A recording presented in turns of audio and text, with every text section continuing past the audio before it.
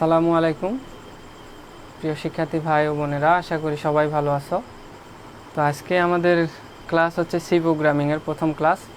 আর আজকে ক্লাসে তোমাদের সঙ্গে আছি আমি মোহাম্মদ আসাদুজ্জামান নূর, চ্যালেঞ্জ পাবলিকেশনে। তো যারা যারা ক্লাসটি করতেছো সবাই ক্লাসটি শেয়ার করে দাও, এবং যারা গ্রুপ, আমাদের যে মেসেঞ্জার গ্রুপগুলো আছে এই গ্রুপের যারা আসলে ক্যাপ্টেন, তারা একটু গ্রুপের লিঙ্কগুলো দিয়ে দাও, তাহলে সবাই ক্লাসটা করতে পারবে। প্লাস তোমার বন্ধুদের শেয়ার দাও, কারণ আজকে থেকে আমরা সি প্রোগ্রামিং শিখব আস্তে আস্তে।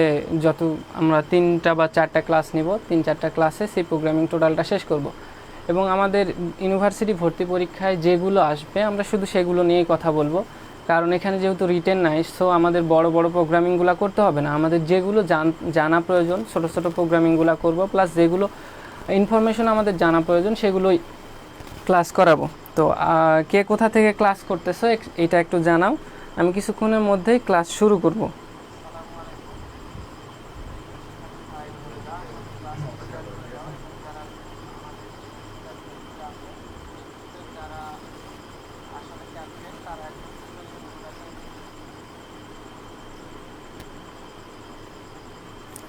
আলো স্বল্পতার কারণে একটু দেখতে সমস্যা হইতে পারে বোর্ড, তবে আস্তে আস্তে সব ঠিক হয়ে যাবে আশা করি।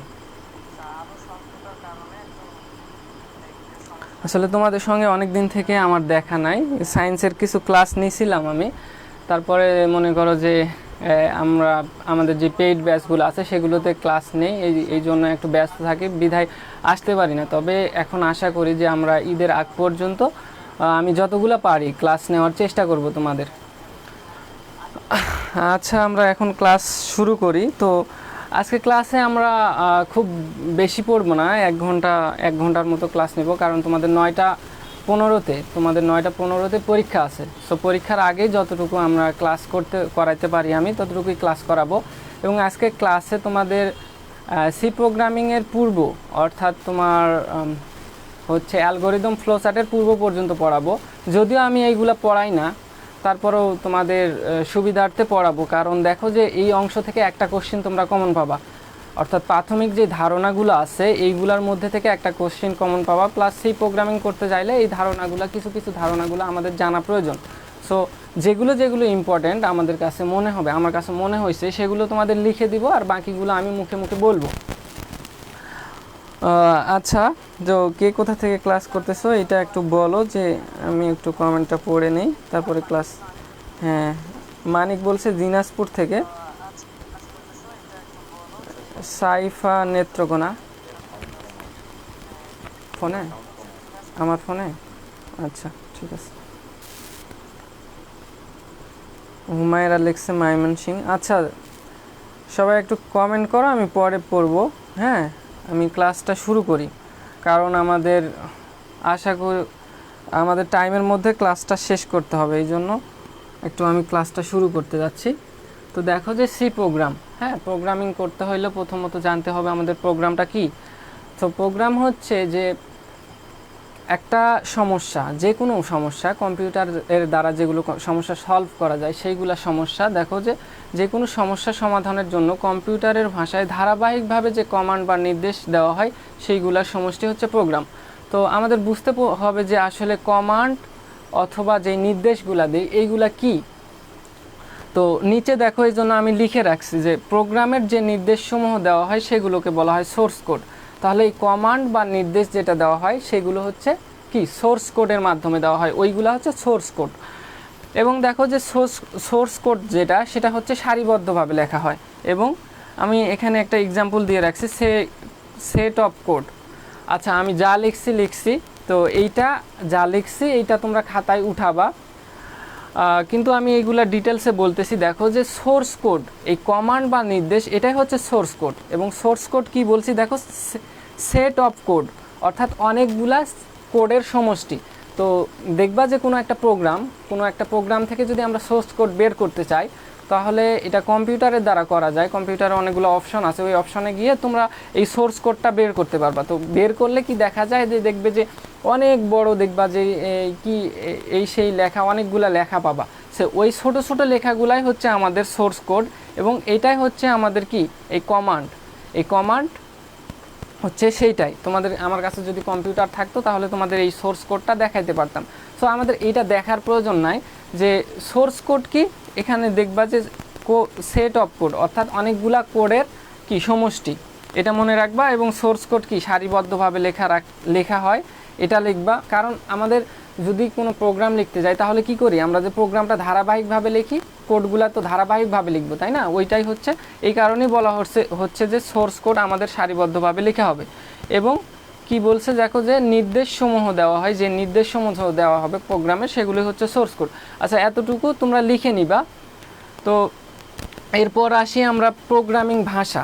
তো আমাদের যে বাংলা ভাষা, মনে করো যে আমরা যে কথা বলার জন্য, ভাব আদান প্রদানের জন্য যেমন আমাদের ভাষা রয়েছে, সেই রকম কম্পিউটারে প্রোগ্রাম লেখার জন্য কিন্তু অনেকগুলো ভাষা রয়েছে। যেমন আমরা বাংলায় কথা বলি, ইংরেজরা ইংলিশে কথা বলে, সো এরকম অনেক ভাষা রয়েছে, সেই রকম কম্পিউটারেরও অনেক ভাষা রয়েছে। সো আজকের যে আমরা আলোচনা করব এই পঞ্চম চ্যাপ্টারে, এইখানে আমরা সি ভাষা নিয়ে আলোচনা করব। অর্থাৎ সি প্রোগ্রামিংয়ে আমাদের ভাষা হচ্ছে সি ভাষা। আমাদের যেমন বাংলা ভাষায় কি করি, বাংলা ভাষা লিখতে হলে কতগুলো চিহ্ন থাকে তাই না, যেমন অ আ ক খ এরকম চিহ্ন থাকে। এগুলো চিহ্ন মিলে আমরা শব্দ তৈরি করি, এবং শব্দগুলো কি একটা সিকোয়েন্স মেনটেন করে কিন্তু একটা সেন্টেন্স গঠন করে। যেমন সেন্টেন্সের প্রথমে থাকবে কি সাবজেক্ট, তারপরে ভার্ব, তারপরে অবজেক্ট। তাহলে এই রকম করে সিকোয়েন্স মেনটেন করে আমরা কি করি, যে একটা প্রোগ্রাম লিখি। সো এক্ষেত্রেও আমাদের সিকোয়েন্স মেনটেন করে কিন্তু প্রোগ্রামিং লিখতে হয়। প্রোগ্রামিংয়ের যে ভাষাটা আছে এখানে আমরা কি করব, যে সিকোয়েন্স মেনটেন করে আমরা কি করব, এই কোডিংগুলো লিখব। সো এই সিকোয়েন্স মেনটেন করার জন্য আমাদের একটা শব্দ আসবে যে সিনটেক্স কথা। এই সিনটেক্স কথা কিন্তু আমাদের সি প্রোগ্রামিংয়ের অনেক জায়গায় আসবে, যে মাঝে মাঝেই দেখবা যে সিনটেক্স আসলে সিনটেক্সটা কি, এই জিনিসটা আমরা একটু দেখি, তারপরে প্রোগ্রামিং ভাষাটা দেখব।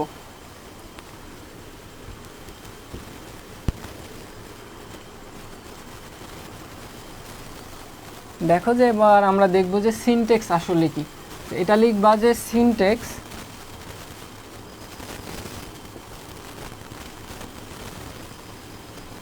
সিনটেক্স হচ্ছে বাক্য গঠন, এরকম লিখবা। হ্যাঁ, বাক্য গঠন। তো দেখো যে আমরা যখন কোনো বাক্য লিখি তখন কি করি, কিছু ধারাবাহিকভাবে কিন্তু লিখতে হয়, যে প্রথমে লিখি সাবজেক্ট, তারপরে ভার্ব, তারপরে অবজেক্ট। সো এই সিনটেক্সও হচ্ছে একটা প্রোগ্রামকে ধারাবাহিকভাবে লেখা। হ্যাঁ, যে ওই যে রুলসগুলো আছে, আমরা যেমন সাবজেক্ট, ভার্ব, অবজেক্ট এইভাবে রুলস না, এইগুলো রুলস। তো ওই রকমই সি প্রোগ্রামিংয়ের কিছু রুলস আছে, ওই রুলসগুলোকেই বলা হয় সিনটেক্স।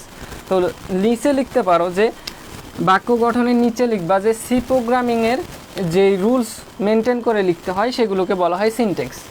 এই কথাটা একটু লিখে নাও। ততক্ষণ আমি তোমাদের কমেন্টসগুলো পড়ে নিই একটু।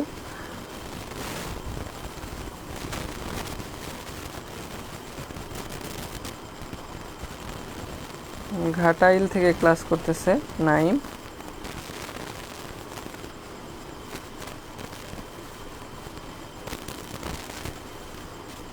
এই কথাটা একটু লিখে নাও, যে নিচে লিখে নাও যে সি প্রোগ্রামিং যেসব রুলস ফলো করে লিখতে হয় সেগুলোকে বলা হয় সিনটেক্স।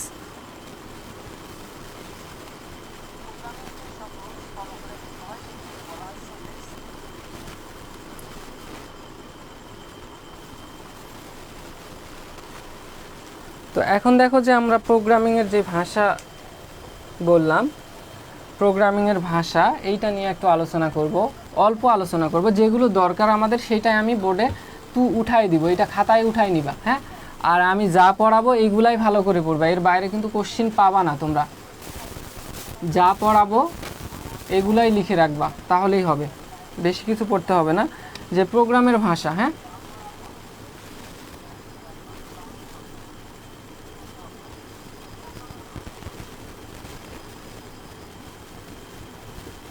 প্রোগ্রামের ভাষা। তো আচ্ছা, আমরা যেমন বাংলা আমাদের ভাষা বা ইংরেজি ভাষা কতগুলো কি করি চিহ্ন, যেমন অ আ ক খ, এগুলোতে এক একটা চিহ্ন তাই না, এই চিহ্নগুলো ইউজ করে যেমন ভাষা লিখি, বাংলা ভাষা লিখি, সেই রকম কম্পিউটারের ভাষা লিখতে গেলেও আমাদের কিছু চিহ্ন, শব্দ এগুলো ব্যবহার করতে হয়। কম্পিউটার সিস্টেমে আচ্ছা, এত কিছু তো লেখা সম্ভব না। আচ্ছা আমি বলি, দেখো যে কম্পিউটার সিস্টেমে প্রোগ্রাম রচনার জন্য যেই আমরা বর্ণ, শব্দ বা সিনট্যাক্স ফলো করি, এগুলার সমষ্টি হচ্ছে প্রোগ্রামিংয়ের ভাষা। এই কথাটা তোমরা লিখলেও হবে, তাছাড়া তুমি বই থেকে একটু পড়ে নিবা। আর আমি যেগুলো ইম্পর্টেন্ট এই প্রোগ্রামিংয়ের ভাষার মধ্যে যেই কয়টা শব্দ ইম্পর্টেন্ট আছে, এই শব্দগুলো আমি লিখে দিচ্ছি।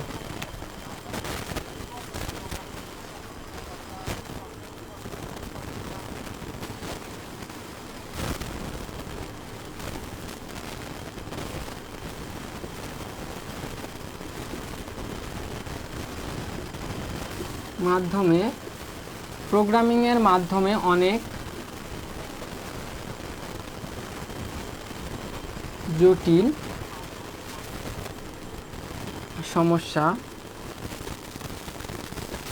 সমস্যা অল্প সময়ে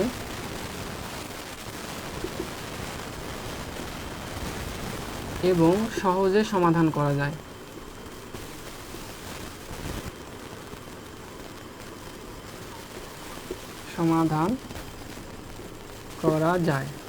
তো পরীক্ষায় প্রশ্ন কিভাবে হয়?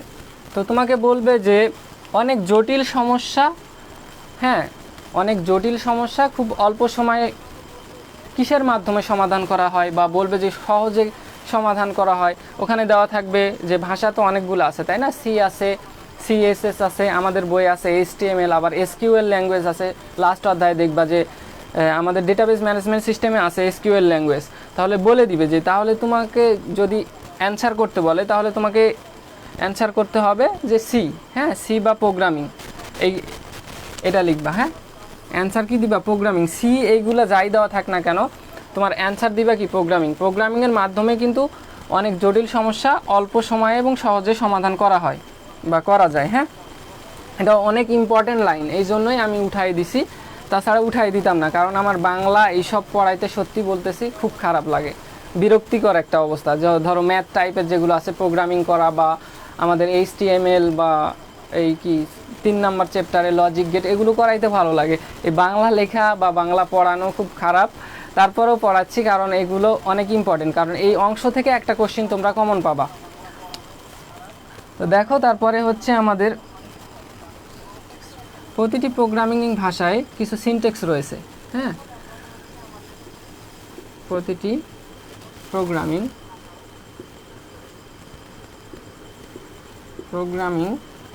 ভাষার কিছু সিনট্যাক্স রয়েছে।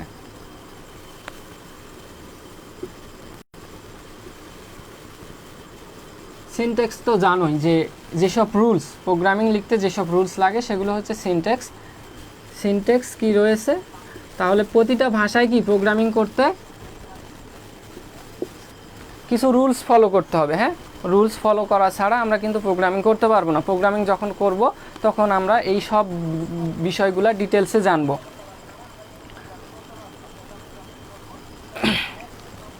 তো প্রোগ্রামিং ভাষার মধ্যে এইটুকুই ইম্পর্টেন্ট। আর প্রোগ্রামিং ভাষা কি আমি তো বলেই দিছি, কম্পিউটারে কোনো প্রোগ্রাম লেখার জন্য যে আমরা শব্দ, বর্ণ বা কিছু চিহ্ন ইউজ করি বা কিছু সংখ্যা ইউজ করব, এইগুলাই হচ্ছে আমাদের, এইগুলার সমষ্টি হচ্ছে প্রোগ্রামিং ভাষা।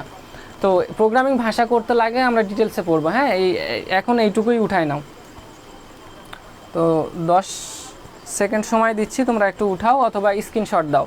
হ্যাঁ পরে তোমরা খাতায় উঠাবা, এই জন্য স্ক্রিনশট দিয়ে নিতে পারো।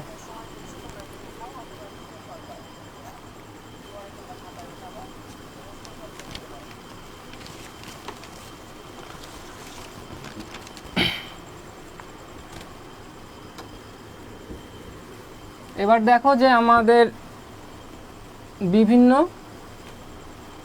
প্রজন্মের প্রোগ্রামিংয়ের ভাষা। হ্যাঁ বিভিন্ন প্রজন্মের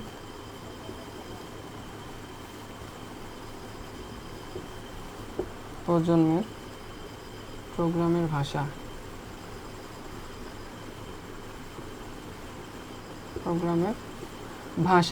তো দেখো যে আমরা তো এখন অনেক শুদ্ধ ভাষায় কথা বলি, তাই না? বাংলা ভাষা, আমাদের ভাষা তো বাংলা। তো এখন আমরা অনেক শুদ্ধ ভাষায় কথা বলি। এটা কিভাবে সম্ভব হয়েছে বলো তো? যে কালের বিবর্তনে কিন্তু ভাষা আস্তে আস্তে পরিমার্জন হইতে হইতে আমাদের এই পর্যায়ে আসছে। সো আমাদের যে কম্পিউটারের কিন্তু কাজ করার জন্য যে ভাষাগুলো প্রয়োজন, কম্পিউটার আমাদের মতোই তো কাজ করে, তাই না? তো কম্পিউটারের কাজ করার জন্য কিন্তু ভাষার প্রয়োজন, এবং আস্তে আস্তে কি এই ভাষাগুলো ডেভেলপ হয়েছে, অর্থাৎ কালের পরিবর্তনে এগুলো কি হয়েছে, একটা ভাষা থেকে আরেকটা ভাষার সৃষ্টি, এইভাবে আস্তে আস্তে ডেভেলপ হয়েছে। সো এইগুলাই হচ্ছে বিভিন্ন প্রজন্মের প্রোগ্রামের ভাষা। তো প্রথম প্রজন্মের ভাষা ছিল হচ্ছে আমাদের মেশিন ভাষা। তো দেখো লিখে নাও যে 01 প্রথম প্রজন্মের ভাষা, প্রথম প্রজন্মের ভাষা।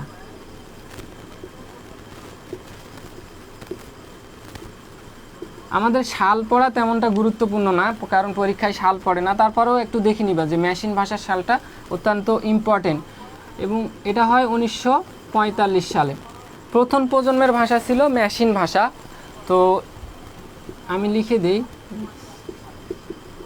Machine language. প্রথম প্রজন্মের ভাষা ছিল হচ্ছে মেশিন ভাষা, এবং এটাকে বলা হয় মেশিন ল্যাঙ্গুয়েজ। তো দেখো যে আমরা যখন প্রথম কথা বলা শুরু করি, তখন কি করছিলাম, ধরো অল্প অল্প কিছু ওয়ার্ড ইউজ করে আমরা কিন্তু কথা বলতাম, তখন অনেক কষ্ট হইতো বুঝতে। সেই রকম যখন কম্পিউটারের প্রথম প্রজন্মের ভাষা আবিষ্কার করে, এটাকে বলা হয় মেশিন ল্যাঙ্গুয়েজ। এবং এই ল্যাঙ্গুয়েজ যখন আবিষ্কার হয়, তখন কি প্রোগ্রাম লেখা অনেক কষ্টকর ছিল। কেন ছিল তা আমি বলতেছি। এবং এই ভাষা, এই প্রথম প্রজন্মের ভাষাটা লেখা হয়েছিল আমাদের বৈদ্যুতিক যেই সার্কিট আছে, বৈদ্যুতিক সার্কিটের উপর ভিত্তি করে। যেমন ধরো আমাদের কি বলছি, আমাদের সংখ্যার যে পরিবর্তনগুলো পড়ছিলাম, ওইখানে কিন্তু পড়ছিলাম, দেখো যে বিদ্যুতের ভোল্টেজ, হাই ভোল্টেজকে বলা হয় 1, হ্যাঁ 1 হাই ভোল্টেজ, ভোল্টেজ, এবং 0 বলা হয় লো ভোল্টেজ। 0 বলা হয়েছিল কি লো ভোল্টেজ। আবার এরকমও বলতে পারো যে 1 দ্বারা বোঝায় অন, আর 0 দ্বারা বোঝায় অফ। এই দুইটা রেখা 1 এবং 0, এই দুইটা সংখ্যার উপর ভিত্তি করে মেশিন ভাষা প্রচলন হয়েছিল। তখন প্রোগ্রাম যখন লিখতাম, তখন কি করে লিখতাম আমরা, সেটা একটু দেখো। যে আমরা যখন প্রোগ্রাম লিখতাম, ধরো মনে করো যে আমরা এরকম লিখতেছি, ধরো আমরা বলও লিখবো, বাংলায় বলও লিখবো। এই বলটা লিখতে হইলে মেশিন ভাষায় কিভাবে লিখতে হতো জানো? যে 1 এবং 0 দিয়ে লিখতে হতো। মনে করো যে বলো, এটার কোড হচ্ছে 1001 1012, সরি 2 আসবে না, কারণ 0 এবং 1 দিয়েই লিখতে হবে, 1011। এরকম ধরো একটা বড় বড় কোড ইউজ করে করে আমরা কিন্তু এই বলও লেখার জন্য এরকম একটা কোড ইউজ করতাম। আরও যেসব শব্দ আছে বা অঙ্ক আছে, এগুলোর জন্য কি করতাম, এইরকম বড় বড় কোড ইউজ করতাম। এবং এই কোডটা ইউজ করতে হলে তুমি একবার কল্পনা করে দেখো দেখি, যে এরকম বড় বড় কোড মুখস্থ রাখা কতটা কঠিন ছিল। অর্থাৎ এই জন্য আমাদের অনেকটা দক্ষ প্রোগ্রামারের প্রয়োজন ছিল, এবং এটা লিখতে অনেক বেশি সময় লাগতো। এইগুলা সমস্যার কারণে এই প্রজন্মের ভাষার, তখন বিজ্ঞানীরা চিন্তা করলো যে এর পরবর্তী প্রজন্মে একটা ভাষার দরকার, যে যেন আমরা সহজেই কম্পিউটারে কি করতে পারি, লিখতে পারি। তো এর জন্য আমাদের দ্বিতীয় প্রজন্মের ভাষা কিন্তু আসছিল, সেটাকে বলা হয় আমাদের অ্যাসেম্বলি ল্যাঙ্গুয়েজ।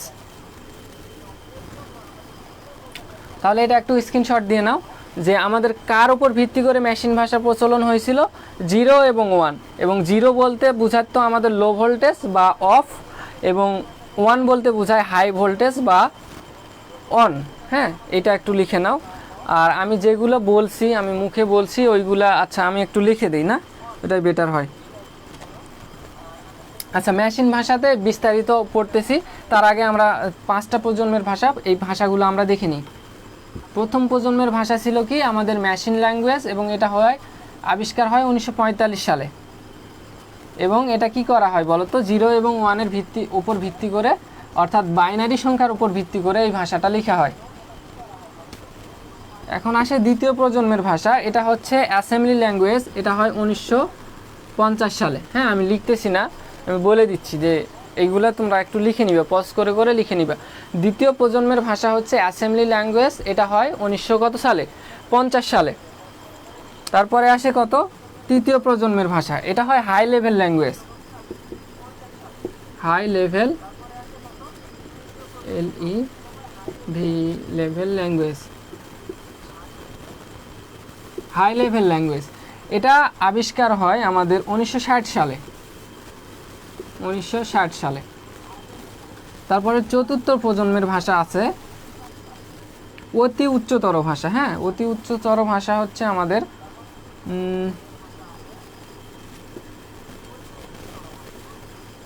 অতি উচ্চতর ভাষা, উচ্চতর ভাষা। এটা আবিষ্কার হয় 1970 সালে। অর্থাৎ কি জন্য এই ভাষাগুলো আবিষ্কার হয়েছে এগুলো আমরা বিস্তারিত পড়বো। তার আগে জেনে নেই যে আমাদের 5টা ল্যাঙ্গুয়েজ, তারপরে আমাদের ন্যাচারাল বা স্বাভাবিক ভাষা আসে।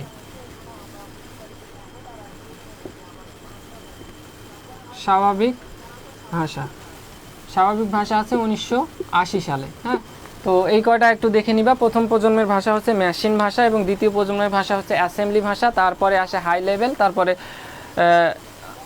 অতি উচ্চতর ভাষা, তারপরে আসে স্বাভাবিক বা ন্যাচারাল ভাষা। হ্যাঁ, এই কয়টা একটু দেখে নিবা। এরপর আমরা এখন আমরা বিস্তারিত পড়ব। আবার দেখো যে এই ভাষাগুলোকে আমরা দুই ভাগে ভাগ করতে পারি, একটা হচ্ছে নিম্ন স্তরের ভাষা, একটা হচ্ছে উচ্চ স্তরের ভাষা। তো এইগুলো একটু লিখে দেই, দেখো পজ করে করে লিখবা। হ্যাঁ, আর তোমাদের যদি সমস্যা হয় তাহলে কমেন্ট বক্সে জানাও যে ভাইয়া আমাদের লিখতে সমস্যা হয়েছে, একটু সময় দেন। এটা যদি চাও তোমরা তাহলে একটু জানাও, কারণ অনেক কিছু পড়তে হবে। এটা হচ্ছে সমস্যা আমাদের, কারণ যে আমাদের অনেক অনেক বেশি পড়তে হবে। সো সময় নষ্ট করলে কিন্তু হবে না। হ্যাঁ, এই জন্যই আমি একটু দ্রুত পড়ানোর চেষ্টা করতেছি, কারণ 1 ঘন্টার মধ্যে আমাদের এই অংশটা টোটালটা শেষ করতে হবে। প্রোগ্রাম রচনার বৈশিষ্ট্যের ভিত্তি করে ভাষাসমূহকে দুই ভাগে ভাগ করা হয়। একটা হচ্ছে low level language, low level language, জি, আর 2 নম্বর হচ্ছে high level language, high.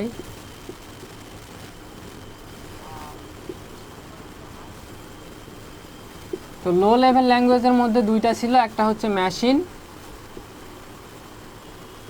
Language, আর একটা হচ্ছে অ্যাসেম্বলি ল্যাঙ্গুয়েজ। আর হাই লেভেল ল্যাঙ্গুয়েজের মধ্যে ছিল উচ্চতর ভাষা, অতি উচ্চতর ভাষা, আর একটা ছিল স্বাভাবিক ভাষা,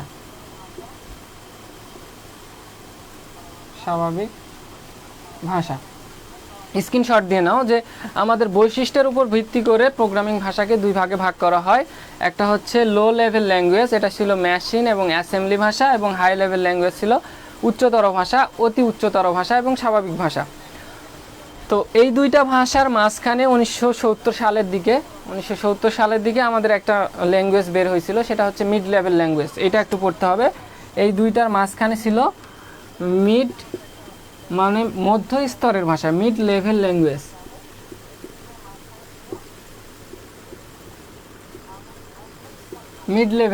হ্যাঁ, এই ল্যাঙ্গুয়েজের মধ্যে কি ছিল এটা হচ্ছে অত্যন্ত ইম্পর্টেন্ট। এখান থেকে কোশ্চিন পড়ার সম্ভাবনা অনেকটাই বেশি যে মিড লেভেল ল্যাঙ্গুয়েজ কি ছিল। এই মিড লেভেল ল্যাঙ্গুয়েজগুলোর মধ্যে ছিল হচ্ছে সি ভাষা, তারপরে ছিল আমাদের ফরটার্ন,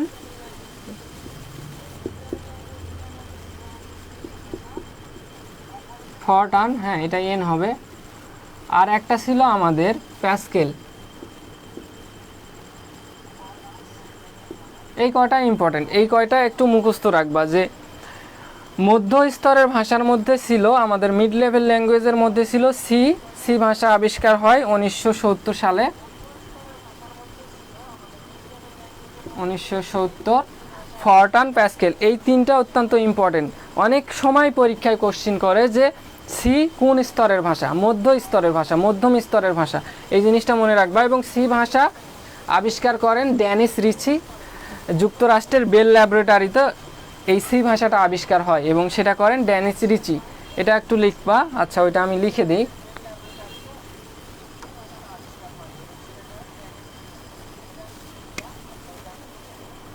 ড্যানিস রিচি, না ড্যানিস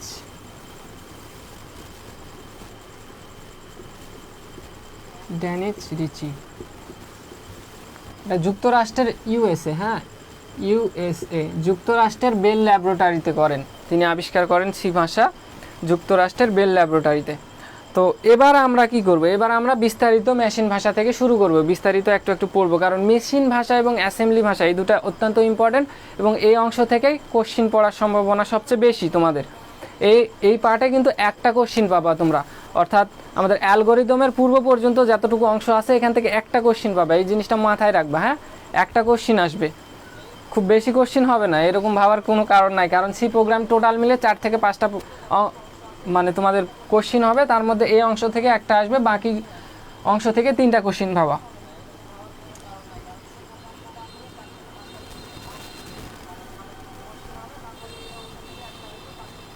তো দেখো আমরা এখন মেশিন ভাষার যেগুলো সমস্যা ছিল, আমি তো বললাম মেশিন ভাষা নিয়ে একটু বিস্তারিত বলছি, তারপরে দেখো যে এখানে কিছু সমস্যা ছিল, এই সমস্যার কারণেই পরবর্তী ভাষার উদ্ভব হয়। তো কি কি সমস্যা, আমাদের সুবিধাগুলা জানার প্রয়োজন নাই, সমস্যাগুলা জানবা, যে একটা সমস্যার কারণে কিন্তু আমাদের পরবর্তী ভাষা ডেভেলপ করা হয়েছিল, তো ওই সমস্যাগুলা জানলেই হবে আমাদের।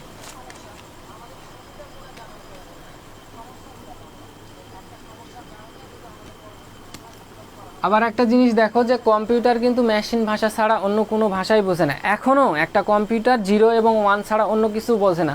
যে আমাদের বিভিন্ন ধরনের ট্রান্সলেটর আছে, এইগুলার কারণে আমাদের কি হয়েছে, যে আমরা যেমন কম্পিউটারের কিবোর্ডে টাইপ করলে কিন্তু কম্পিউটার সহজেই বুঝতে পারে, একা একাই কী করে ওরা কনভার্ট করে নেয়, কারণ কম্পিউটারের মধ্যে আমাদের কিছু প্রোগ্রাম দেওয়া আছে, যেই প্রোগ্রামগুলো কি করে আমাদের এই শব্দগুলোকে কনভার্ট করে 0 এবং 1-এ পরিণত করে, তারপরে কিন্তু কম্পিউটার বুঝতে পারে। তো মেশিন ভাষা থেকে গুরুত্বপূর্ণ অংশটা আমি লিখে দিচ্ছি, যে কম্পিউটারের নিজস্ব ভাষা,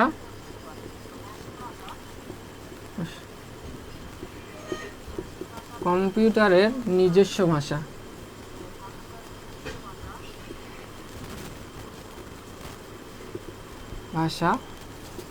তারপরের অংশে আছে 0 এবং 1 দিয়ে লেখা হয়, 0 ও 1 দিয়ে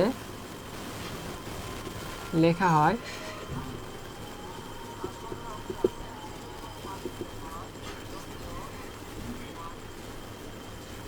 আচ্ছা, মেশিন ভাষায় লেখা প্রোগ্রামকে বলা হয় অবজেক্ট প্রোগ্রাম। হ্যাঁ, আমি জাস্ট লিখতেছি অবজেক্ট প্রোগ্রাম। হ্যাঁ, লিখিত প্রোগ্রামকে বলা হয় অবজেক্ট প্রোগ্রাম, লিখিত প্রোগ্রামকে বলা হয় অবজেক্ট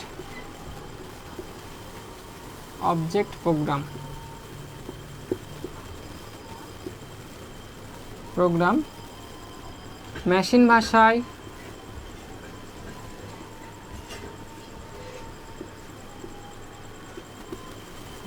বিট, বাইট এবং মেমোরি অ্যাড্রেস ব্যবহার করা হয়, হ্যাঁ এটা এটা একটু দেখে নিবা, মেমোরি অ্যাড্রেস ব্যবহার করা হয়।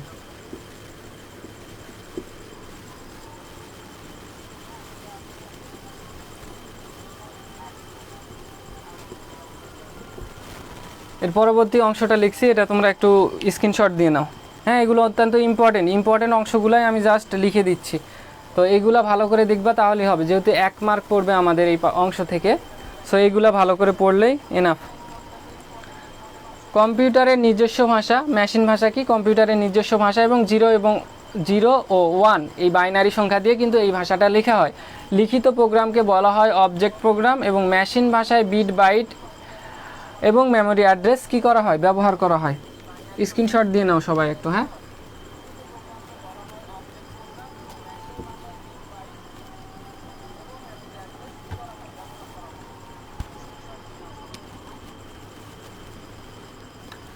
এখন দেখো যে মেশিন ভাষায় যেসব নির্দেশ দেওয়া হয় সেগুলোকে 4 ভাগে ভাগ করা হয়।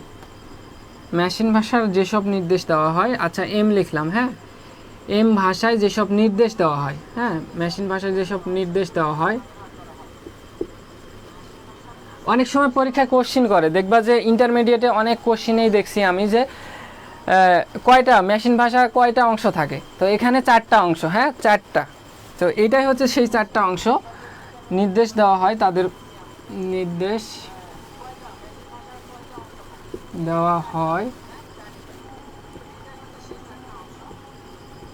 তাদের 4 ভাগে ভাগ করা, হ্যাঁ 4 ভাগে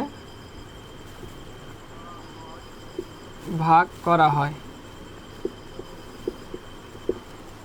তো প্রথমে আসে আমাদের গাণিতিক, হ্যাঁ গাণিতিক কাজ।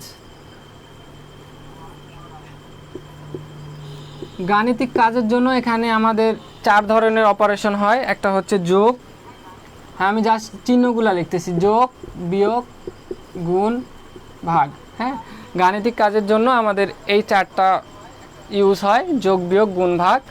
এবং এই যে 4 ভাগে ভাগ করা হয়েছে তার দ্বিতীয় ভাগ হচ্ছে আমাদের নিয়ন্ত্রণ। নিয়ন্ত্রণ, আচ্ছা ইংরেজিতে লিখি কন্ট্রোল। হ্যাঁ কন্ট্রোল করার জন্য আমাদের লোড, স্টোর এবং জাম্প এই 3টা অংশ ইউজ করা হয়। লোড স্টোর আর জাম্প এবং 3 নম্বরে আছে আমাদের ইনপুট আউটপুট।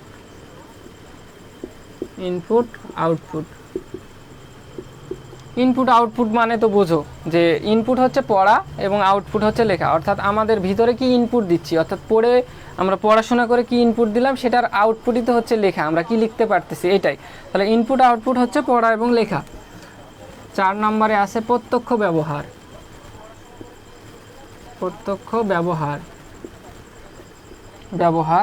এটা হচ্ছে স্টার্ট, মাঝখানে আমাদের কি হবে বলো তো, থামতে হবে, থামা। আচ্ছা ইংরেজিতে লিখি HALT, হাল্ট, এটা মানে হচ্ছে থামা। এবং শেষে কি করব, এন্ড করব। তো এটাই হচ্ছে আমাদের মেশিন ভাষার যে নির্দেশগুলো দেওয়া হয় তাদেরকে 4 ভাগে ভাগ করা হয়। গাণিতিক যে কাজগুলো হয় এটার জন্য হচ্ছে যোগ বিয়োগ গুণ ভাগ, কন্ট্রোল করার জন্য লোড, স্টোর এবং জাম্প, ইনপুট আউটপুটের জন্য হবে আমাদের পড়া এবং লেখা, এবং প্রত্যক্ষ ব্যবহার অর্থাৎ ব্যবহার করব যখন তখন কি করব, আমরা প্রথমে কি করব, শুরু করব, মাঝখানে কোনো প্রয়োজন হলে থামবো এবং শেষে যায় এন্ড করব। এইটুকু একটু স্ক্রিনশট দিয়ে নাও।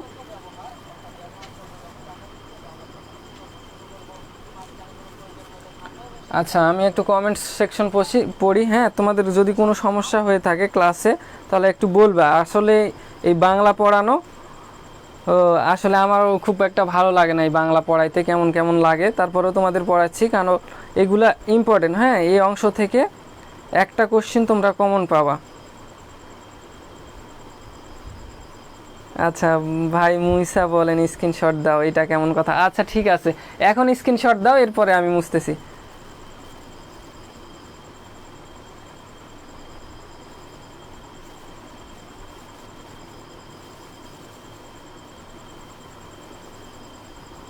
ভাই আমি তো এই ভাইয়ারে চিনি না।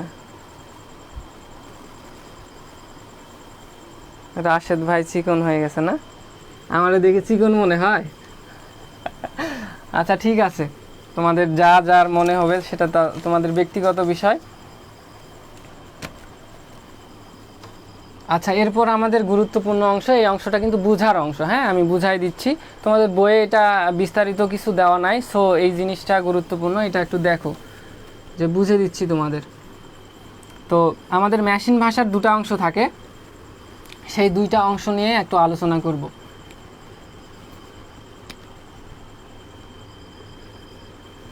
দুটি অংশ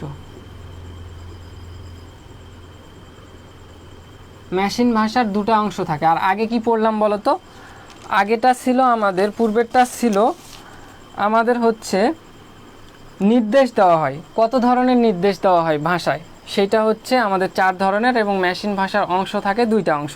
এই 2টা অংশ নিয়ে আমরা একটু পড়ব। তো এই অংশতে দেখো যে একটা ছিল আমাদের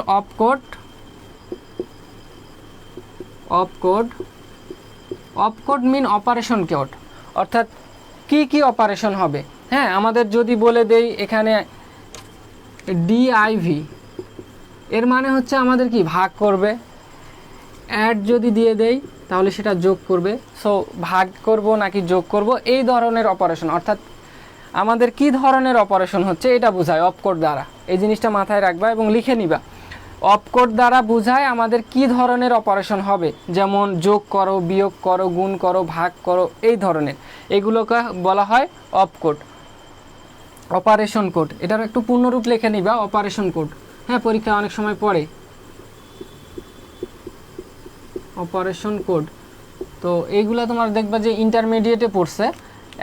এখন পর্যন্ত কোথাও আইসিটি ছিল মাওলানা ভাসানীতে, তবে ওইখানে তেমন কোশ্চিন আসতো না, খুব অল্প কোশ্চিন। সো এইবার থেকে বেশি কোশ্চিন, তো একটু দেখে নিবা, স্ক্রিনশটটা দিয়ে নাও। হ্যাঁ, অপকোড হচ্ছে অপারেশন কোড, অর্থাৎ কি ধরনের অপারেশন হবে, অর্থাৎ কি ধরনের অপারেশন হচ্ছে, যেমন ডিআইভি দ্বারা বোঝাবে ভাগ, অ্যাড দ্বারা বোঝাবে মাল্টিপ্লিকেশন দ্বারা গুণ। হ্যাঁ, এইগুলাই হচ্ছে অপকোড।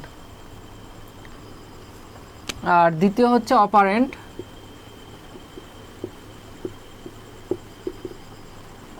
হ্যাঁ, এখানে কি ধরনের অপারেশন হবে এইটা বোঝায়, অর্থাৎ কতগুলো অপারেশন হচ্ছে, logical or operation, logical and operation, logical not operation, অর্থাৎ এই ধরনের কয়টা অপারেশন আছে আমাদের। একটা ধরো সার্কিট দেওয়া আছে, বা একটা আমাদের কি বলছে, ধরো আমাদের একটা প্রোগ্রাম করতে বলছে, এই প্রোগ্রামে কয়টা অপারেশন আছে, এইগুলা কিন্তু আমরা প্রোগ্রাম যখন করব তখন কিন্তু দেখতে পাবো যে কয়টা করে অপারেশন আছে, লজিক্যাল অর অ্যান্ড, এগুলো অপারেশনও কিন্তু আমাদের কাজে লাগে। যখন লুপ দিয়ে আমরা যখন একটা প্রোগ্রামিং লিখবো, বিভিন্ন ধরনের লুপ আছে না, লুপ দিয়ে যখন প্রোগ্রামিং লিখবো তখন কিন্তু এইগুলো কাজে লাগবে। সো বুঝে নেব, অপারেন্ট বলতে বোঝাবে আমাদের কি ধরনের অপারেশন হচ্ছে, যেমন logical or operation, and operation.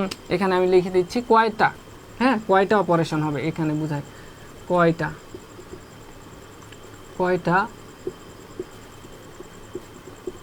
Operation হবে, অর্থাৎ কি অপারেশন হচ্ছে, যেমন logical or operation, and operation, not operation, এইগুলা। হ্যাঁ, তো এইগুলা একটু লিখে নাও।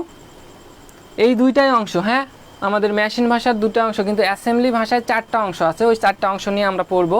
আমরা প্রথমের দিকে কিন্তু একটা কথা ইউজ করছিলাম, জাম্প। এই জাম্প কথাটা মনে রাখবা, এটা অত্যন্ত গুরুত্বপূর্ণ, পরবর্তীতে আলোচনা করবো এটা নিয়ে।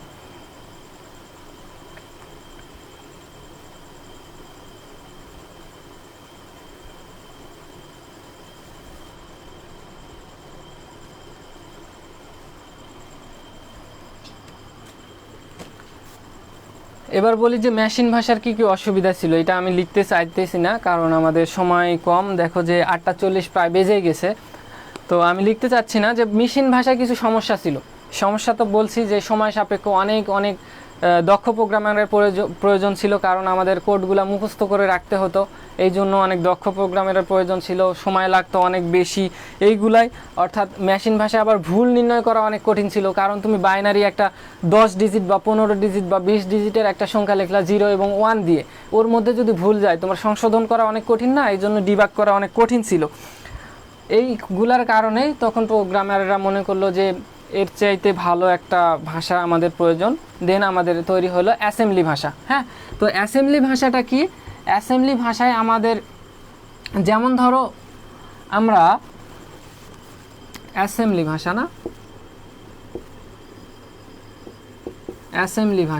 তো অ্যাসেম্বলি ভাষায় যেমন ধরো আমরা ভাগ করব, ভাগের ইংরেজি কি? ডিভিশন টোটালটা না লিখে আমরা ডিআইভি লিখতে পারবো, মাল্টিপ্লিকেশন না লিখে এমআইটি, এভাবে আমাদের অ্যাডিশন না লিখে এডবলডি। এইরকম ছোট অংশ ইউজ করে যে ভাষাটা তৈরি করা হয় সেটাই হচ্ছে অ্যাসেম্বলি ভাষা। এর কারণে একটু সহজ হয়েছিল। হ্যাঁ, প্রোগ্রাম লেখা এর কারণে একটু সহজ হয়েছিল, কিন্তু পুরোপুরি সহজ হয়নি। এখানেও কিন্তু অনেক সমস্যা ছিল। এই সমস্যার কারণে এর পরবর্তী আবার কি হাই লেভেল ল্যাঙ্গুয়েজ এগুলো আবিষ্কার হয়। তো অ্যাসেম্বলি ভাষাও আমাদের অত্যন্ত ইম্পর্ট্যান্ট, এখান থেকেও কোশ্চেন পড়তে পারে। সো এই ভাষার যতটুকু অংশ আমাদের দরকার সেই অংশটা আমি লিখে দিচ্ছি। তো এই ভাষার যে কোডগুলো ইউজ করব সেগুলোকে বলা হবে নমিনিক কোড। হ্যাঁ, নমিনিক কোড। তাহলে নমিনিক কোড কি? নমিনিক কোড হচ্ছে আমাদের যে অ্যাসেম্বলি ভাষায় যে কোডগুলো ইউজ করব, আমরা যে কোডগুলো ইউজ করে একটা ভাষা লিখব সেগুলো হচ্ছে নমিনিক কোড। এই নমিনিক কোডগুলো আমি লিখে দিচ্ছি। তো এইটা ইম্পর্টেন্ট, যেগুলো ইম্পর্টেন্ট সেগুলো লিখে দিচ্ছি। হ্যাঁ, নমিনিক কোড না, নমিনিক কোড হচ্ছে LDASTA, আমি বলতেছি পূর্ণরূপ, CLR, তারপরে অ্যাড, আমাদের ছিল সাবস্ট্রাকশন, তারপরে গুণ, মাল্টিপ্লিকেশান, ডিভিশন, আর কিছু ছিল আমাদের ইনপুট, না আইএনপি হবে, আইএনপি ইনপুট, তারপরে ছিল আউটপুট ও ইউটি আউটপুট, আর এসটিপি স্টপ। তো এইভাবে ছোট ছোট যেগুলো নমিনিক ইউজ করে যেই কোডটা লেখা হয়েছিল, যে ভাষাটা লেখা হয়েছিল, সেটা হচ্ছে অ্যাসেম্বলি ভাষা। এইগুলো হচ্ছে নমিনিক, কারণ দেখো যে একটা এলডিএ লোড অ্যাকুমুলেটর, এটা বোঝায়। এলডিএ হচ্ছে লোড অ্যাকুমুলেটর। হ্যাঁ, তো এই টোটালটাকে কি ছোট করছি না, এই ছোট করাগুলাই হচ্ছে নমিনিক। এবং এইভাবে ছোট ছোট করে আমরা যে ভাষাটা ইউজ করছিলাম বা ভাষাটা লিখছিলাম, সেটা হচ্ছে অ্যাসেম্বলি ভাষা। তো এটা হচ্ছে লোড অ্যাকুমুলেটর, এসটিএ হচ্ছে স্টোরেজ, অর্থাৎ আমাদের এটা দ্বারা বোঝায় যে অ্যাকুমুলেটারে কি করতে হবে, জমা করতে হবে। আর ক্লিয়ার দ্বারা বোঝায় অ্যাকুমুলেটার ফাঁকা করা, অ্যাকুমুলেটারে যোগ করা, সাবস্ট্রাকশন করা, মাল্টিপ্লিকেশন করা, ডিভিশন করা, ইনপুট দেওয়া, আউটপুট দেওয়া, এবং কি করা, এটা স্টপ করা, থামানো, হ্যাঁ, বা বন্ধ করে দেওয়া। তো এইগুলা একটু ইম্পর্টেন্ট, এইগুলো জেনে নিবে, যে এটা পুনরূপগুলো একটু জেনে নিবা, তাহলেই হবে। এর থেকে বেশি কিছু দরকার নাই। আর তোমরা তো জানো স্টপ, আউটপুট, ইনপুট এগুলোর কাজ কি, এগুলো তো জানোই, স্বাভাবিক বিষয়। এগুলো একটু মনে রাখবা, তাহলেই হবে। এবং এখানে যে অসুবিধাগুলোর সৃষ্টি হয়েছিল, এটা হচ্ছে ইম্পর্টেন্ট। এই অসুবিধাগুলাই আমি একটু বলি তোমাদের, লিখে দিই। হ্যাঁ, আচ্ছা, অসুবিধার আগে আমাদের এই ভাষার যে 4টা অংশ ছিল, এই 4টা অংশ অত্যন্ত ইম্পর্টেন্ট। কারণ দেখো যে অ্যাসেম্বলি ভাষা এবং মেশিন ভাষায় 2টা অংশ কিন্তু সেম আছে, অপারেন্ট এবং অপকোড, এই 2টা সেম, এবং বাকি 2টা কোড আছে, এই 2টা একটু মনে রাখবা। তো পরীক্ষায় পড়লে কিভাবে কোশ্চেন হয় সেটা বলতেছি আমি, তার আগে একটু আমি লিখে নিই। হ্যাঁ, অ্যাসেম্বলি ভাষায় 4টা অংশ থাকে। অ্যাসেম্বলি ভাষার 4টি অংশ। একটা হচ্ছে অপকোড বা অপারেশন কোড। অপারেশন কোড তো বলেই দিলাম, কি ধরনের অপারেশন হবে এটা বোঝায়, ডিভিশন, মাল্টিপ্লিকেশন। তারপরে ছিল কি অপারেন্ট।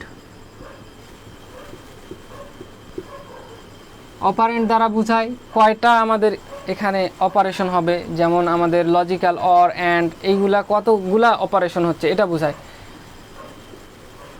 কি কি অপারেশন হবে, হ্যাঁ, কি আর কি ধরনের, এটা হচ্ছে কি ধরনের। আমি এখানে এক্সাম্পল হিসাবে দিয়ে দেই, ডিআইভি, অ্যাড, হ্যাঁ, এটা দিয়ে দিলাম। আর এখানে কি কি অপারেশন হবে, যেমন নট, অর, অ্যান্ড, এইগুলা। হ্যাঁ, আর এর বাইরেও আরও 2টা অংশ ছিল, সেটা হচ্ছে আমাদের লেভেল ফিল্ড।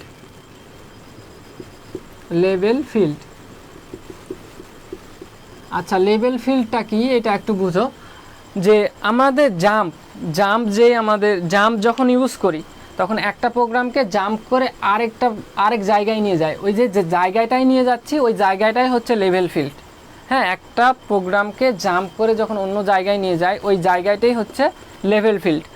আর চতুর্থ অংশ হচ্ছে কমান্ড। এটা আমাদের প্রোগ্রামিংয়ের অংশ না,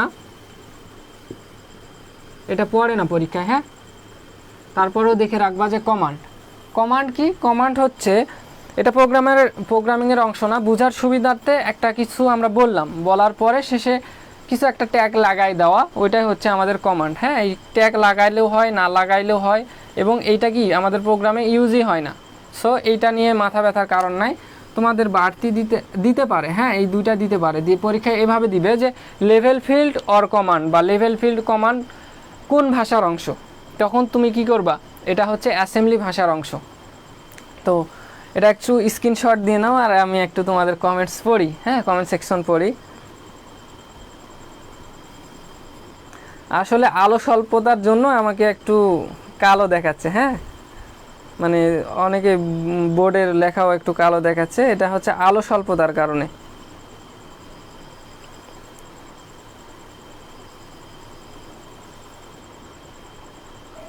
ভাই স্ক্রিনশট মারতে বললেন না। আচ্ছা, মজা করতে হবে, ক্লাসও করতে হবে, ক্লাসের পাশাপাশি মজাও করতে হবে। হ্যাঁ, তো তো মজা না করলে অবশ্য সমস্যা হয়। আর আসলে আমার এরকম অভ্যাস নাই, কারণ আমি গণিতের টিচার, অনেকেই জানো যে আমি গণিত পড়াই। হ্যাঁ, গণিত পড়ানোর কারণে ওখানে কিন্তু সময় পাওয়া যায় না, যে লজিক্যাল যে জিনিসগুলো অঙ্ক করানো এইগুলা করতেই অনেক সময় লেগে যায়। ধরো 2 ঘন্টা ক্লাস নিলেও একটা টপিক শেষ করা যায় না। তো এই জন্যে আমার হয়তো ওই রকম অভ্যাস নাই মজা করা। তোমরা করো। হ্যাঁ,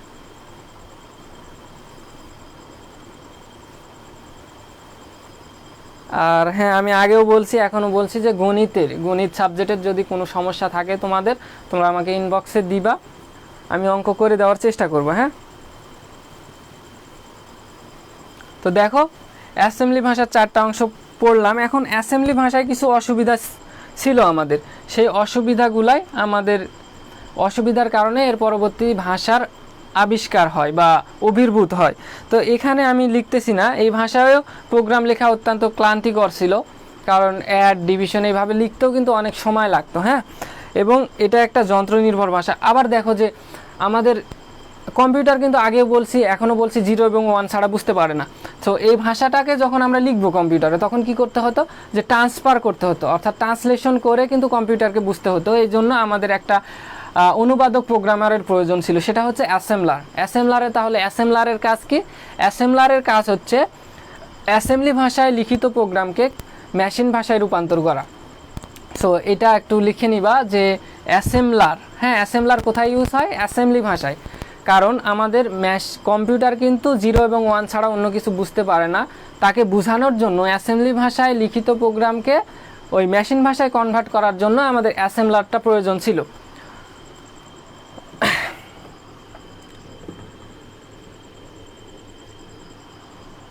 আচ্ছা, এইগুলো তো বুঝতে পারো যে এই ভাষা সরাসরি মেশিন বুঝতে পারে না, কারণ মেশিন তো 0 এবং 1 ছাড়া কিছু বুঝতে পারবে না। তো এই কারণে, এই সমস্যাগুলোর কারণে আমাদের পরবর্তী প্রজন্মের আবির্ভাব হয়। সেইটা হচ্ছে আমাদের 3য় স্তরের ভাষা, সেটাকে বলা হয় হাই লেভেল বা উচ্চ স্তরের ভাষা। এরপরে আসে আমাদের 3য় স্তরের ভাষা, সেটা হচ্ছে উচ্চ স্তরের ভাষা। এবং উচ্চ স্তরের ভাষার মধ্যে আমাদের তেমন কিছু পড়ার প্রয়োজন নাই। হ্যাঁ, এখানে আমাদের উচ্চ স্তরের ভাষা কি কি ছিল, অর্থাৎ 4র্থ লেভেলের ভাষা, অর্থাৎ 4th জেনারেশন ল্যাঙ্গুয়েজ কি কি ছিল, এইটা একটু মুখস্থ করবা। দেখো যে আমি লিখে দিচ্ছি, আমি যা লিখতেছি এইগুলা কিন্তু অত্যন্ত ইম্পর্টেন্ট, এইগুলোর মধ্যেই একটা কোশ্চিন পাবা, কারণ এই অংশ থেকে জাস্ট একটাই কোশ্চিন হবে। 4র্থ প্রজন্মের ভাষা না, আমাদের 3য় প্রজন্মের ভাষা আসবে এবার। হ্যাঁ, উচ্চতর ভাষা হচ্ছে 3য় প্রজন্মের ভাষা। তো 3য় প্রজন্মের ভাষা আমি লিখলাম না, হাই লেভেল ল্যাঙ্গুয়েজ, উচ্চ স্তরের ভাষা না, উচ্চ স্তরের ভাষা। উচ্চ স্তরের ভাষা, এই উচ্চ স্তরের ভাষার মধ্যে আমাদের C++ ছিল। এই জিনিসটা মাথায় রাখবা যে সি ভাষা কোন স্তরের? মধ্যম স্তরের ভাষা, মিড লেভেল ল্যাঙ্গুয়েজ ছিল। হ্যাঁ, আর এটা হচ্ছে 3য় স্তরের ভাষার মধ্যে C++ আসছিল। এবং যে মধ্য স্তরের ভাষা ছিল ফরটান, সেটা কিন্তু 3য় স্তরের মধ্যেও ছিল। তাহলে কমন পার্ট কি কি? FORTAN, হ্যাঁ, ফরটান। তারপরে কি ছিল আমাদের? প্যাসকেল।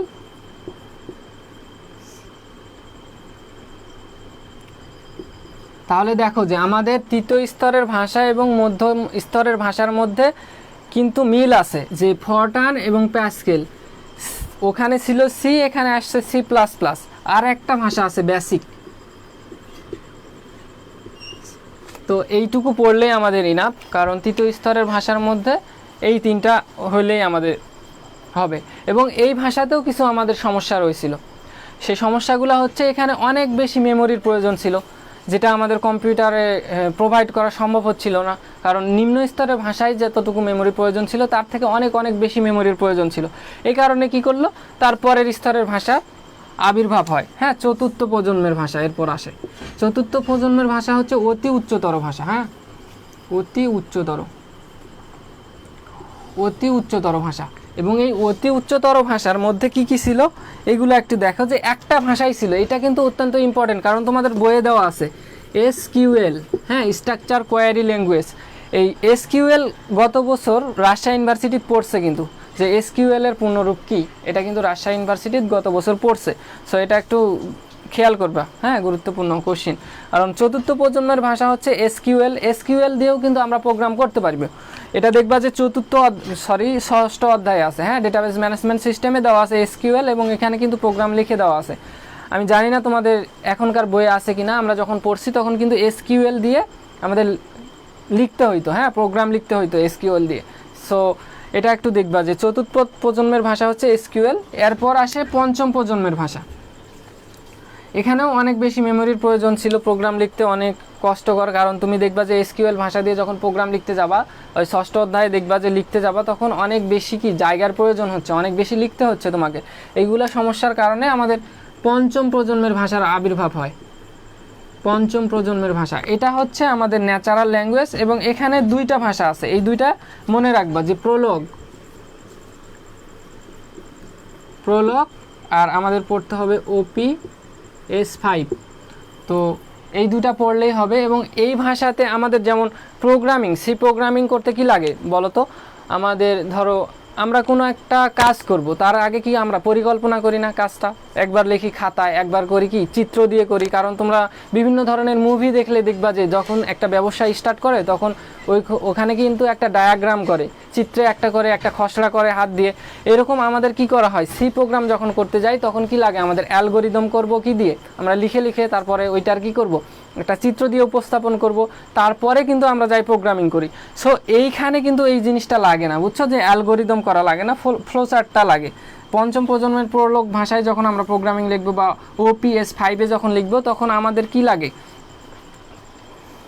আমাদের অ্যালগোরিদম লাগে না, জাস্ট ফ্লোচার্ট দিয়ে আমরা কি করতে পারবো। সো এটা অত্যন্ত ইম্পর্টেন্ট, এই জিনিসটা লিখে নিবা যে আমাদের অ্যালগোরিদম ব্যবহার না করে ইউজ করা যায় কোন ভাষা। হ্যাঁ, যখন লেখা এরকম কোশ্চিন করতে পারে পরীক্ষায়, তখন অ্যান্সার দিবে প্রোলগ অর OPS5। আপনি আচ্ছা, ক্লাস খুব ভালো হয়েছে ভাইয়া। আসলে আমি বাংলা পড়াই নাই, আগেও বলছি এখনও বলছি, এরপরের ক্লাস থেকে আশা করি যে ভালো লাগবে তোমাদের। কারণ এরপরের ক্লাস থেকে আমরা প্রোগ্রামিংয়ের কিছু অংশ নিয়ে আলোচনা শুরু করব এরপরের ক্লাস থেকে। তো এই ক্লাসে বাংলা লিখলাম কেন, কারণ এই অংশ থেকে একটা কোশ্চিন পড়বে তোমাদের, এই জন্য আমি একটু বাংলাগুলো একটু বলতেছি যে ইম্পর্টেন্ট জায়গাগুলো কি কি। আসলে এটাকে পড়ানো বলে না, এটা তোমরা নিজেরাও পড়তে পারবা, যে বইয়ে যদি দেখে নাও তাহলে কিন্তু তোমরাও পড়তে পারবা। এগুলো আমার মনে হয় না যে পড়ানো প্রয়োজন, কিন্তু যেহেতু একটা কোশ্চিন পড়বে, আমি যেহেতু তোমাদের পড়াবো, তাহলে তোমাদের এই বিষয়গুলো যে ইম্পর্টেন্ট জায়গা বা ইম্পর্টেন্ট অংশটা কিন্তু আমার দেখে দেওয়া কিন্তু কর্তব্য। এই কারণে আমি দেখে দিচ্ছি। নেক্সট ক্লাস থেকে তোমাদের প্রোগ্রামিং নিয়ে আলোচনা শুরু করব।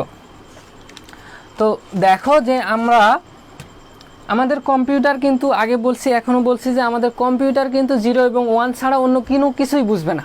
হ্যাঁ, তাহলে দেখো যে আমাদের যখন কি করলাম, অ্যাসেম্বলি ভাষা করলাম, অ্যাসেম্বলি ভাষাকে যখন মেশিন ভাষায় রূপান্তর করছি, তখন আমাদের কি অনুবাদক প্রোগ্রামের প্রয়োজন হচ্ছিল, অ্যাসেম্বলার। তাহলে আমাদের হাই লেভেল যে ল্যাঙ্গুয়েজগুলো রয়েছে, তৃতীয়, চতুর্থ, পঞ্চম প্রজন্মের ভাষা, তাহলে এগুলোকে কিন্তু আমাদের কি করতে হবে, এগুলো আমাদের কনভার্ট করতে হবে মেশিন ভাষায়। সো এইগুলার জন্য আমাদের 3 ধরনের অনুবাদক প্রোগ্রাম ছিল।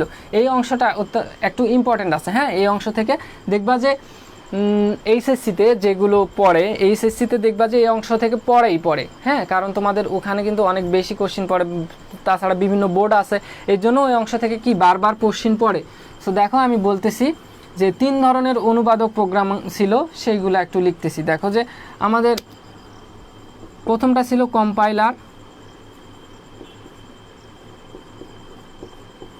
কম্পাইলার, তারপরে 2 নম্বরে ছিল আমাদের ইন্টারপ্রিটার।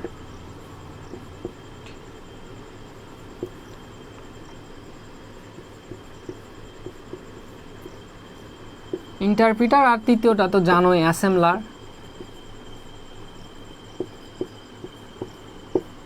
ক্লাস শেষে তোমাদের কিছু কোশ্চিন করব, হ্যাঁ, উত্তর দিও।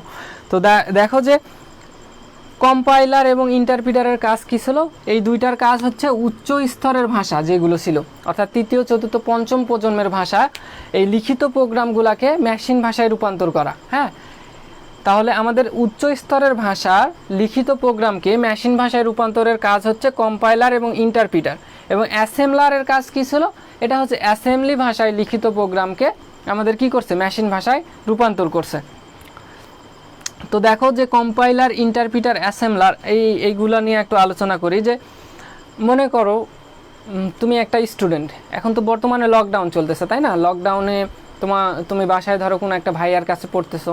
তো ভাইয়ার কাছে যখন পড়ো তখন তোমাকে একটা চ্যাপ্টার পড়াইলো, ওই ভাই তোমাকে একটা চ্যাপ্টার পড়াইলো, তারপরে বললো যে তুমি একটা পরীক্ষা দাও। ধরো তোমার নাম ধরো সাকিব, হ্যাঁ সাকিব, একটা পরীক্ষা দাও। তখন কি করবা, তোমাকে একটা কোশ্চিন দিয়ে দিবে, কোশ্চিনে তুমি পরীক্ষা দিবা।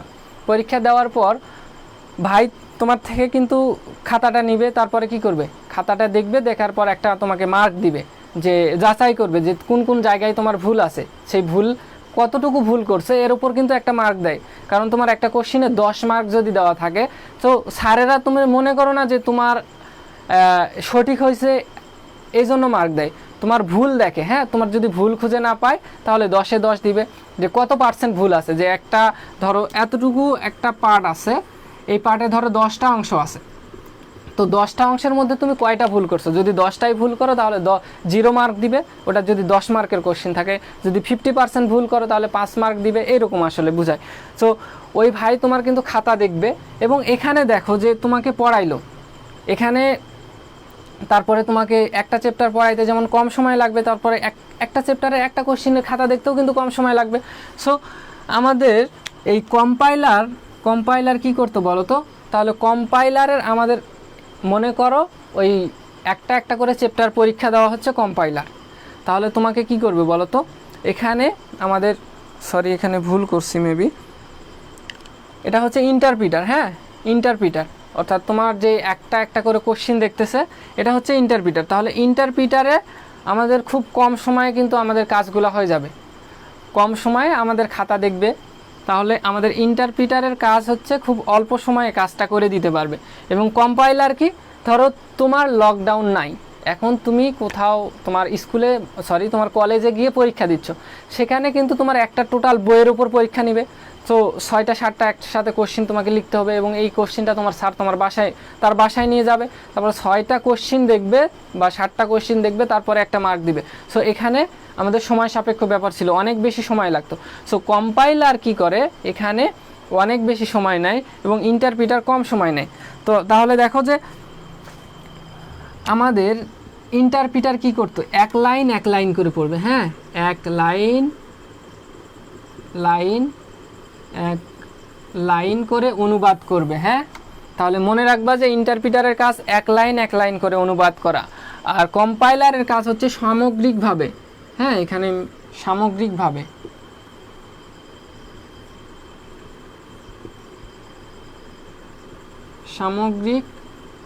হ্যাঁ, সামগ্রিকভাবে অর্থাৎ টোটালটা একসাথে অনুবাদ করবে হচ্ছে কম্পাইলার, ইন্টারপ্রিটার করবে এক লাইন করে। তোমাকে বললাম যে তোমার ভাইয়া একটা একটা করে চ্যাপ্টার পরীক্ষা নেবে, একটা একটা করে খাতা দেখবে, অর্থাৎ এটা মনে করবা যে ইন্টারপ্রিটার, তোমার ভাইয়াটাকে মনে করবা ইন্টারপ্রিটার, এক লাইন করে করবে।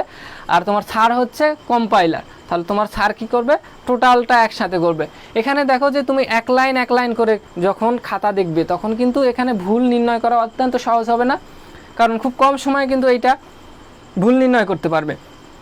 আর কম্পাইলারে কিন্তু টোটালটা একসাথে ভুল নির্ণয় করবে, এবং একসাথে কি করবে, সমাধান করা কিন্তু আমাদের পক্ষে কঠিন হয়ে যাবে। আবার আরও একটা জিনিস দেখো যে তোমার ভাইয়া যখন তোমার টোটাল বইটা পরীক্ষা নিবে, টোটাল বই যখন পরীক্ষা নিবে, তখন দেখো যে সময় কিন্তু অনেক বেশি লাগবে।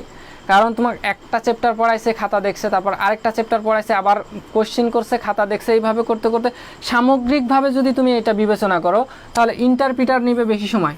বুঝছো? তাহলে সামগ্রিকভাবে যদি বলে, তখন বলবা যে ইন্টারপ্রিটার নেয় বেশি সময় এবং কম্পাইলার নিবে কম সময়। আর যদি আলাদা আলাদা করে বলে, তাহলে বলবা যে কম্পাইলার নেয় বেশি সময়, ইন্টারপ্রিটার নিবে কম সময়।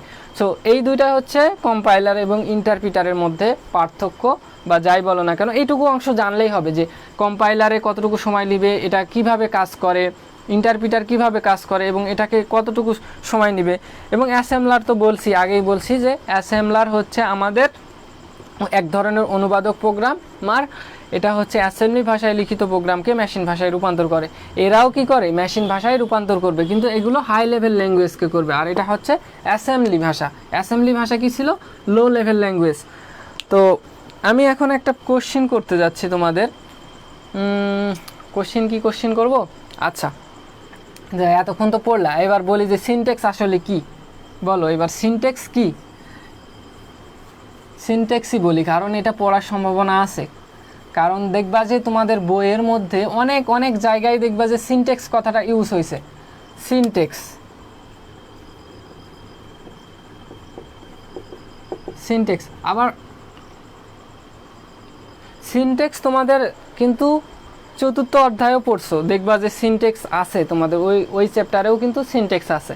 তাহলে সিনট্যাক্স কথাটার মানে কি এটা একটু বলো। হ্যাঁ, একজন বলছে রুলস, একজন বলছে বাক্য গঠন, আমার জন্য কম্পাইলার ভালো। হ্যাঁ, অনেকের কাছে অনেক কিছুই ভালো লাগবে, কিছু কিছু ক্লাস করতে আসে না ভাই।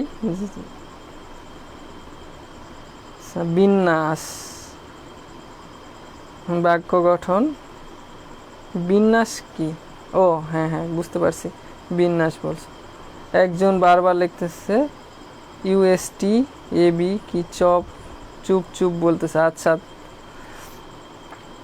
আচ্ছা, সি প্রোগ্রামিংয়ে কিন্তু আমরা যখন এর পরবর্তীতে ক্লাস, আমাদের পরবর্তী ক্লাসে আমরা সি প্রোগ্রামিং শুরু করব। আচ্ছা, সি প্রোগ্রামিং শুরু করব বলতে সি প্রোগ্রামিংয়ের বেসিক যে আলোচনা, যেমন আমাদের অ্যালগোরিদম, ফ্লো চার্ট, তারপরে আমাদের সি প্রোগ্রাম করতে করতে কি কি জিনিসের প্রয়োজন হয়, আমাদের কি কি আসলে পড়তে হবে, এতটুকুই আমি পড়াবো। যা যা পড়তে হবে তাই পড়াবো। যেমন ধরো একটা সি প্রোগ্রাম লিখতে যাই, তাহলে আমাদের সিনট্যাক্স প্রথমত প্রয়োজন, কারণ আমাদের সিকোয়েন্স মেনটেন করে কিন্তু একটা সি প্রোগ্রাম লিখতে হবে। কারণ প্রথমে দিতে হয় কি হেডার ফাইল, এই হেডার ফাইলের ভিতরে, মানে হেডার ফাইলের ভিতরে যে আমরা লাইব্রেরি ফাংশানগুলো ইউজ করব, সেই লাইব্রেরি ফাংশান কোন হেডার ফাইলের জন্য কোন লাইব্রেরি ফাংশান, বা আমাদের লজিক্যাল অর অ্যান্ড অপারেশন এগুলোর জন্য কি কি লাগবে, বা আমাদের বিট বাইট কতটুকু বিট কতটুকু বাইট, বা আমাদের যেই বেসিক আলোচনাটা এই পরবর্তী ক্লাসে করব। হ্যাঁ, তো ওই অংশ থেকেই পড়ার সম্ভাবনা বেশি, কারণ সি প্রোগ্রামিং থেকে তোমাদের পড়লে ধরো ইনক্রিমেন্ট ডিক্রিমেন্ট বা ছোট ছোট প্রোগ্রাম, অর্থাৎ দুই লাইন 3 লাইনে যেগুলো আছে এগুলো কিন্তু দিবে, অর্থাৎ কি শো করতেছে কি শো করবে না, আসলে আমাদের ভুল কোথায় আছে, এই জিনিসগুলো একটু বুঝতে হবে। এই জিনিসগুলোই কিন্তু সি প্রোগ্রামিং থেকে পড়বে, বড় বড় সি প্রোগ্রাম পড়বে না। তো আমি একদিন এরকম, আমি অ্যাডমিশন স্টুডেন্ট একটা পড়াচ্ছি, তো একদিন আমার এক স্টুডেন্টকে বললাম যে সেই প্রোগ্রামিংয়ের দ্বারাই তোমরা সফটওয়্যার তৈরি করতে পারবা, বিভিন্ন ধরনের গেম তৈরি করতে পারবা। তো ওই স্টুডেন্ট বলছে ভাই আমি গেম তৈরি করব, গেম তৈরি করে দেখান। সো আমি তখন বললাম যে তোমাদের বইয়ে যেগুলো আছে এগুলো দিয়ে কিন্তু, এগুলো হেডার ফাইল বা লাইব্রেরি ফাংশন দিয়ে কিন্তু তোমরা গেম তৈরি করতে পারবে না। গেম তৈরি করার জন্য আরও অনেক অনেক ধরনের প্রোগ্রামিং আছে। যখন তোমরা সিএসসি নিয়ে যখন পড়বা উপর ক্লাসে বা আইটি সাবজেক্টে পড়বা, তখন কিন্তু ওইগুলো আছে, ওইগুলো পাবা যে আসলে কি কি দিয়ে আমাদের আর করতে হবে। তো ওকে বললাম যে আমাদের যেই 1210, আমাদের 1210 একটা ফোন আছে না, আগে আমরা অনেক আগে ইউজ করতাম 1210 বা এরকম কিছু 1211 কি যেন ফোন ছিল। তো ওই ফোনে সাপ খেলা ছিল, তাই না? এরকম একটা ঘরের মধ্যে ধরো এখানে একটা গুটি আছে, তো সাপ এইভাবে এইভাবে গিয়ে খাবে, আবার এইভাবে অনেকগুলা কিন্তু দেওয়া ছিল। সো এইরকম যদি একটা ছোট গেমও বানাইতে চাও, তারপরেও তোমার 800 থেকে 1000টা কোড লিখতে হবে। একটা কোড তো জানোই, একটা কোড মানে একটা করে প্রোগ্রাম, ধরো ছোট ছোট প্রোগ্রাম এরকম, ওইরকম 1000টা লেখার পর এরকম একটা গেম তৈরি হবে। তাহলে দেখো যে কতটা ধৈর্যের প্রয়োজন। সো তোমরা যদি এখন বলো ক্লাস করতে লাগে, সামনে ধরো ক্লাস তো করাবো সি প্রোগ্রামিং মধ্যে, আসে কমেন্ট সেকশনে অনেকে অনেক কিছুই বলতেছে। তো কমেন্ট সেকশনে এসে বলবে যে ভাইয়া আমাদের গেম তৈরি করে দেখেন, তাহলে কিন্তু আমাদের পক্ষে করা সম্ভব না, বুঝছো? করা যাবে যদি চেষ্টা করো, তাহলে করা যাবে। আবার আরও একটা জিনিস দেখো, যে একটা কথা বলতে ভুলে গেছি। আচ্ছা তোমরা বলো, তোমাদেরই করি প্রশ্নটা, যে তাহলে এইগুলা গেম টেম যেন বানাইতে চাইও না, বা বলো না যে ভাই আমাদের ক্যালকুলেটার তৈরি করে দেন। তাহলে ক্যালকুলেটারও যদি তৈরি করতে চাই, তারপরেও কিন্তু আমরা পাবো এখানে ক্যালকুলেটার। তোমরা নিজেরা কিন্তু ট্রাই করতে পারবা, যে আমি ক্লাস করানোর পর পরবর্তীতে ট্রাই করতে পারবা যে ক্যালকুলেটার এগুলো কীভাবে বানাইতে হয়। ধরো আমরা যোগের প্রোগ্রাম, ভাগের প্রোগ্রাম, গুণের প্রোগ্রাম, বা আমাদের রুটের যেগুলো আছে, এইগুলো সবগুলা যখন কোড লিখবো, সবগুলা কোডকে ইন্টারলিঙ্ক করে কিন্তু আমরা একটা সফটওয়্যার বা ক্যালকুলেটারের একটা সফটওয়্যার এইভাবে তৈরি করতে পারবো। সো ওইগুলা জানার দরকার নাই, আমরা ছোটো ছোটো কোডগুলো জানবো তাহলেই হবে। তো এখন একটা কোশ্চিন, যে ধরো সি প্রোগ্রাম মানে সি ভাষা, আমাদের এই অধ্যায়ে আলোচনায় তো সি ভাষা নিয়ে। যেমন আমরা কি করছিলাম, HTML করছিলাম না? HTML-এ ধরো HTML এরকম করে লিখলে কিন্তু কোনো সমস্যা হইতো না, কারণ এটাকে আমাদের কেস সেন্সিটিভ ভাষা ছিল না। HTML আমাদের কেস সেন্সিটিভ ভাষা ছিল না, কারণ আমাদের ছোট হাতের অক্ষর, বড় হাতের অক্ষর বা একটা কমা ভুল করলে কিন্তু কোনো সমস্যা ছিল না। কিন্তু সি প্রোগ্রামিং এর ক্ষেত্রে এইগুলো সমস্যা হয়। তাহলে এখন বলো যে সি প্রোগ্রামিং কী ধরনের ভাষা বলো তো? সি প্রোগ্রামিং, সি ভাষা কী ধরনের ভাষা? সি ভাষা কী ধরনের ভাষা? প্রশ্ন হচ্ছে সি ভাষা কী ধরনের ভাষা। যেমন HTML কি ছিল? HTML ছিল case sensitive, CASE case sensitive. অনেক সময় আমার স্পেলিং ভুল যাইতে পারে, বুঝছো, কারণ আমি ক্লাস 10-এর পর থেকে আর ইংরেজি পড়ি নাই। কারণ আমাদের অ্যাডমিশন সায়েন্সে তো জানোই, অনেকে জানো যে ইংলিশের প্রয়োজন হয় না, কিছু কিছু ইউনিভার্সিটির প্রয়োজন হয়, যেমন রাজশাহী ইউনিভার্সিটিতে ইংরেজিতে আমি 0 পাইছিলাম, তারপর আলহামদুলিল্লাহ রাজশাহী ইউনিভার্সিটিতেই পড়তেছি। সো ইংলিশ অনেক কম পারি, সো আমার হয়তো কিছু লিখতে যায় স্পেলিং ভুল যাইতে পারে, এগুলো মাইন্ড করো না, হ্যাঁ। তাহলে বলো যে সি ভাষা কী ধরনের ভাষা? যেমন HTML ছিল কেস সেন্সিটিভ ভাষা, তারপরে আমাদের SQL ল্যাঙ্গুয়েজ ছিল না, SQL ল্যাঙ্গুয়েজে কিন্তু কেস সেন্সিটিভ না, হ্যাঁ, এগুলো কেস সেন্সিটিভ না, কারণ ছোটো হাতের বড় হাতের অক্ষর দিয়ে লিখলে কিন্তু লেখা যাবে। এই ভাষাও কিন্তু কেস সেন্সিটিভ না। কিন্তু সি ভাষা কী ধরনের ভাষা এটা একটু বলো। কেস সেন্সিটিভ ভাষা, হ্যাঁ। আসলে বানান কি ভুল গেছে নাকি আমার, দেখি, ACN আচ্ছা হবে না, সেন্সিটিভ ভাষা, হ্যাঁ। তাহলে সি ভাষা আমাদের কেস সেন্সিটিভ ভাষা, কারণ তুমি এখানে একটা কমা যদি ভুল করে দাও তাহলে কিন্তু আমাদের প্রোগ্রামটা শো করবে না। সো পরীক্ষায় অনেক সময় দিয়ে দিবে যে ভুল প্রোগ্রাম দিয়ে বলবে যে আউটপুট কি আসবে, তখন ইরর দেখাবে বা তুমি উত্তর নাই এরকম না অপশনে উত্তরগুলো মারবা। সো পরবর্তীতে ক্লাসের সময় এগুলো দেখাই দিব। তোমাদের প্রায় 9:09 বেজে গেছে, 9:15 তোমাদের পরীক্ষা আছে। সো এখন যাও, আজকের ক্লাস এই পর্যন্তই। সামনে ক্লাসে আশা করি যে ভালো লাগবে তোমাদের। সামনে ক্লাস থেকে আমরা আমাদের বেসিক জিনিস সি প্রোগ্রামিংয়ের নিয়ে আলোচনা শুরু করব। পরীক্ষা দাও, হ্যাঁ, ভালো করে। আচ্ছা, আল্লাহ হাফেজ। আজকের ক্লাস এই পর্যন্তই।